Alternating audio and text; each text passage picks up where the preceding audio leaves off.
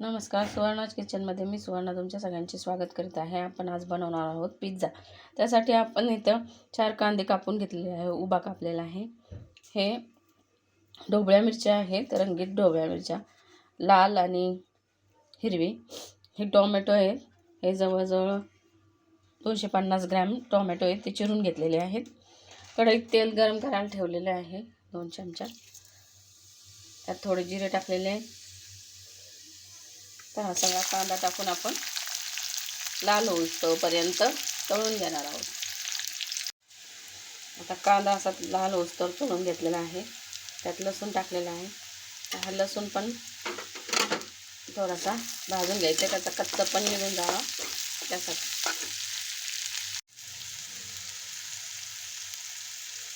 यामध्ये आपण चिमूटभर हळद टाकून घेणार आहोत. अर्धा चमचा लाल तिखट टाकून घेणार आहोत. चमचा पाणी मसाला टाकून घेणार आहोत. चिरून घेतलेले ढोबळ्या मिरची रंगीत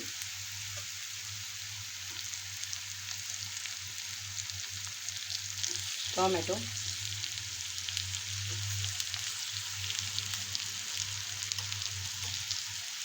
चवीप्रमाणे मीठ.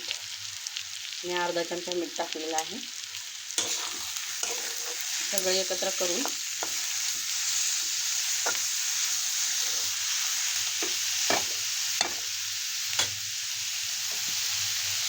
झाकण ठेवून शिजवून घ्यायचं आहे.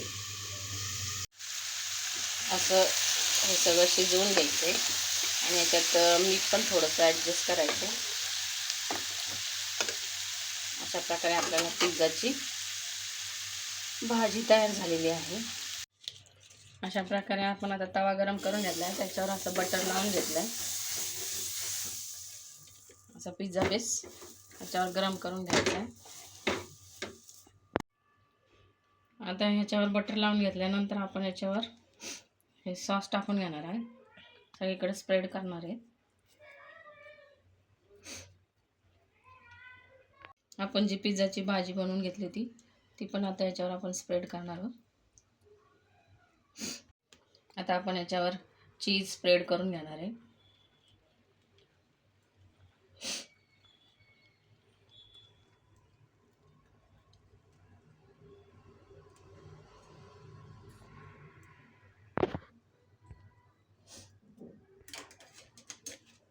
याच्यावर आपण ऑरिगॅनो स्प्रेड करून घेणार आहे.